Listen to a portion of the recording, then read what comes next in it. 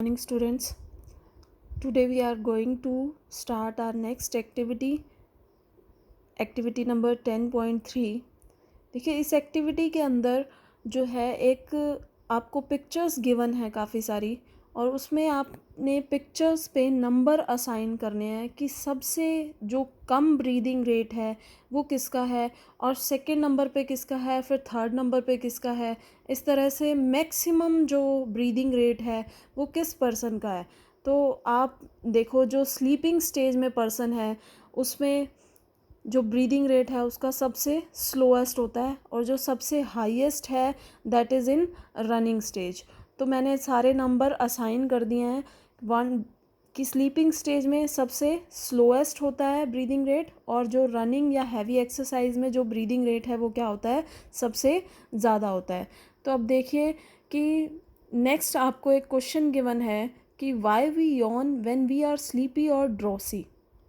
कि जब हम स्लीपिंग स्टेज में होते हैं या ड्रॉसी मीन्स सुस्ताने वाली स्टेज में होते हैं तब हमें उबासी क्यों आती है। इसका रीज़न है कि जब हम स्लीपिंग स्टेज में होते हैं तो ऑक्सीजन जो है बॉडी के अंदर कम एंटर करती है। तो यॉनिंग जो है, यॉनिंग से क्या होगा कि जो ऑक्सीजन है वो बहुत ज़्यादा एंटर करती है बॉडी के अंदर, और जो कार्बन डाइऑक्साइड जो हम एक्सेल करते हैं वो भी उस टाइम पर क्या करेगी, बाहर जल्दी जाएगी और बहुत ज़्यादा अमाउंट में जाएगी।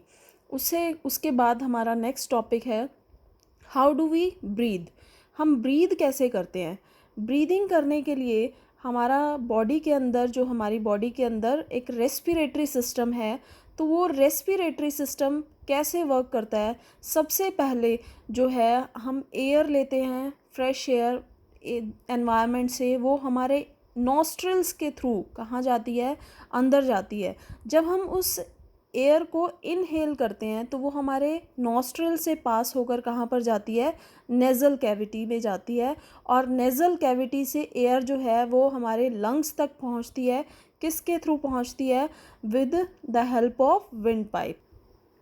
देखो इस डायग्राम में शो किया गया है कि जो नेज़ल पैसेज है, एयर कहाँ से एंटर करेगी, नॉस्ट्रल से, और इस नेज़ल पैसेज से होते हुए वो हमारे कहाँ पर जाती है, trachea that is wind pipe, और after that it goes into lungs, और उसके बाद कहाँ पर जाती है, हमारे लंग्स के अंदर। तो मैं अभी पहले आपको इसका पूरा मैकेनिज़्म बताती हूँ कि एयर जो है नोज़ से, नोस्ट्रल से पास होती हुई कहाँ पर जाएगी, हमारे विंड पाइप के अंदर जाएगी, that is called trachea. Trachea is also called wind pipe. हम इसे क्या कहते हैं, विंड पाइप भी कहते हैं। अब ये जो विंड पाइप है, आगे आप फर्दर देख रहे हो, ये दो पार्ट्स में डिवाइड हो रही है। वन पार्ट तो हमारा कहाँ चला जाता है, राइट लंग के अंदर, और दूसरा पार्ट जो है वो हमारा कहाँ जाता है, लेफ़्ट लंग के अंदर। तो इस तरह से जो ट्रैकिया है वो फर्दर डिवाइड हो रही है। जो फर्दर डिवाइड हो रही हैं ये लंग्स के अंदर, तो इसे हम क्या कहते हैं, ब्रोंकाई। इसे हम क्या कहते हैं, ब्रोंकाई। और ब्रोंकाई जो है वो फर्दर जो डिवाइड हो रही हैं, फर्दर जो ये ब्रांचेस निकल रही हैं ब्रोंकाई से, इसे हम क्या कहते हैं, ब्रोंकाइल्स। क्या कहते हैं हम इसे, ब्रोंकाइल्स। और ब्रोंकाइल्स के एंड पर जो है एयर सैक्स प्रेजेंट होते हैं, और इन एयर सैक्स को क्या कहा जाता है, एल्वियोलाई। एयर सैक्स मीन्स कि जो एयर बैग्स हैं, ये जब एयर ऑक्सीजन जो है अंदर जाती है तो ये जो बैग्स हैं वो किससे फिल हो जाते हैं, ऑक्सीजन से फिल हो जाते हैं, और यहीं पर ही क्या होता है, गैसेस का एक्सचेंज होता है।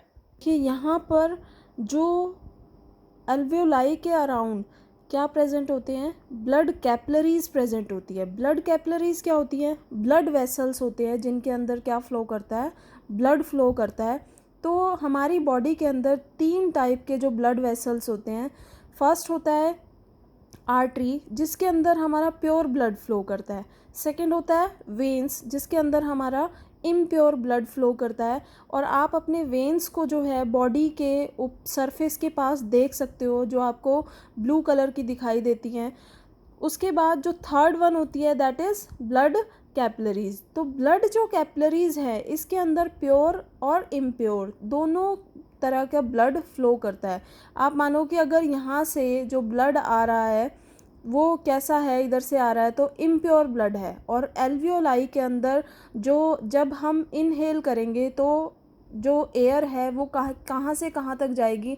सबसे पहले जो एयर है नोज़ से, नोस्ट्रिल से होती हुई हमारी विंड पाइप जो लैरिक्स है, ये मस्कुलर ऑर्गन है, इसमें से पास होती हुई कहाँ पर जाएगी, इन ब्रोंकाइल्स में जाएगी। ब्रोंकाइल्स से आगे कहाँ पर चली जाएगी, फर्दर ब्रोंकाइल्स में जाएगी। और ब्रोंकाइल्स के जो एंड पर एयर सैक्स प्रेजेंट हैं, एल्वियोलाई भी जिन्हें कहा जाता है, वहाँ पर पहुँचती है और ये एल्वियोलाई जो हैं वो फिल हो जाते हैं एयर के साथ।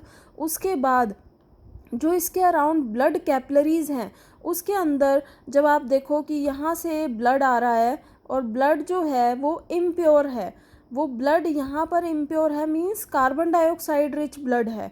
जब वो ब्लड यहाँ से आएगा और एल्वियोलाई के अराउंड आएगा तो यहाँ पर जो ऑक्सीजन इसके अंदर होगी वो कहाँ पर मूव कर जाएगी अपने आप ही, कौन सी प्रोसेस से मूव करेगी ब्लड कैपिलरी के अंदर, that is called diffusion. Diffusion process से ये मूव कर जाएगी। कैसे? डिफ्यूज़न प्रोसेस क्या होती है? The process of movement of particles from higher concentration to lower concentration. कि जो पार्टिकल्स हैं वो हायर कंसनट्रेशन से लोअर कंसनट्रेशन की तरफ। अब मान लो कि यहाँ पर ऑक्सीजन की कंसनट्रेशन क्या है, ज़्यादा है। जब हमने इनहेल किया, इनहेल करेंगे तो एयर सैक्स जो हैं वो किससे फिल हो जाएंगे, ऑक्सीजन से फिल हो जाएंगे। और वो ऑक्सीजन कहाँ पर एंटर करेगी अपने आप ही, डिफ्यूज़न प्रोसेस से वो ब्लड कैपिलरीज़ में चली जाएगी। और जो ब्लड कैपिलरीज़ है उसके अंदर कार्बन डाइऑक्साइड की अमाउंट ज़्यादा होने की वजह से वो हायर कंसनट्रेशन से कहाँ मूव करेगी, लोअर कंसनट्रेशन की तरफ, मींस एयर सैक्स में चली जाएगी। और जब इन एयर सैक्स में कार्बन डाइऑक्साइड फिल हो जाएगी, वो कार्बन डाइऑक्साइड फिर कहाँ से जाएगी, उन ब्रोंकाइल्स के थ्रू कहाँ पर एंटर करेगी, ब्रोंकाई में एंटर करेगी। और उसके बाद वो विंड पाइप से कहाँ जाएगी, लैरिक्स से नोज़ और नॉस्ट्रिल के थ्रू होती हुई कहाँ आ जाएगी, एनवायरनमेंट के अंदर आ जाएगी। तो ये है हमारा रेस्पिरेटरी सिस्टम। अब है मैकेनिज़्म ऑफ ब्रीदिंग, कि जब हम ब्रीद करते हैं तो अपने आप ही अंदर एयर जो है कैसे एंटर कर जाती है। जो हमारा रेस्पिरेटरी सिस्टम है उसके अंदर जो हमारा अब्डोमेन से ऊपर यहाँ पर क्या प्रेजेंट होता है, एक मस्कुलर शीट प्रेजेंट होती है जिसे हम क्या कहते हैं, डायाफ्राम। ये मस्कुलर शीट क्या काम करती है, ये मस्कुलर शीट मीन्स जो डायाफ्राम है। और प्लस में आपको पता है कि हमारे जो लंग्स हैं किससे प्रोटेक्टेड होते हैं, 12 पेयर ऑफ रिब्स। ये जो रिब्स हैं प्लस में डायाफ्राम, ये दोनों मिलकर ही ब्रीदिंग में हेल्प करते हैं। तो देखो ये किस तरह से हेल्प करते हैं। जब हम इनहेलेशन करते हैं, ड्यूरिंग इनहेलेशन जो हमारे रिब्स हैं वो अपने आप ही ऊपर की तरफ मूव कर जाती हैं और बाहर की तरफ उभर के आती हैं, और जो डायाफ्राम है वो नीचे चला जाता है। तो जब ये तीनों चीज़ें इकट्ठी होती हैं कि रिब्स ऊपर मूव कर गई और आउटवर्ड बाहर की तरफ उभर गई और डायाफ्राम नीचे चला गया, तो वहाँ पर इस मूवमेंट पर जो स्पेस है हमारी चेस्ट कैविटी के अंदर, वो स्पेस इंक्रीज़ हो जाता है। और बाहर जो है एयर का प्रेशर ज़्यादा होता है। एयर प्रेशर बाहर होने की वजह से और हमारे अंदर जो बॉडी के अंदर जो स्पेस है वो उसके अंदर एयर कम होने की वजह से वो एयर अपने आप ही हायर कंसंट्रेशन से लोअर कंसंट्रेशन की तरफ मूव कर जाती है। और हमारे जो लंग्स हैं वो किससे फिल हो जाते हैं, एयर से फिल हो जाते हैं। बट एक्सेलेशन के टाइम पर क्या होता है, जो हमारी रिब्स क्या हैं वो ऊपर की तरफ चली जाती हैं, मूव डाउन। वो नीचे तरफ, पहले ऊपर की तरफ आई थी सॉरी, अब कहाँ जाएंगी, वो नीचे की तरफ जाएंगी और इनवर्ड अंदर की तरफ चली जाएंगी। और जो डायाफ्राम है वो हमारा पहले वाली पोजीशन पर आ जाएगा, जिससे कि अंदर जो है स्पेस जो है वो कम हो जाएगा और उस स्पेस में एयर प्रेजेंट है। तो एयर जो है उस उतने ही ज़्यादा स्पेस में प्रेजेंट है, तो उस एयर का प्रेशर क्या है वहाँ पर ज़्यादा है। तो वो एयर अपने आप ही कहाँ चली जाती है, लंग्स से कहाँ पर जाएगी, बाहर के थ्रू जाएगी। और ये मैंने अभी आपको बताया था कि जो लंग्स से एयर है वो किस तरह से बाहर जाएगी। लंग्स में जब एल्वियोलाई के अंदर एक्सचेंज हो जाएगा गैसेस का, तो वो कहाँ से जाएगी, ब्रोंकाइल से, ब्रोंकाई में, फिर ट्रैकिया में, और ट्रैकिया से आगे नेज़ल या नोस्ट्रिल्स के थ्रू बाहर निकल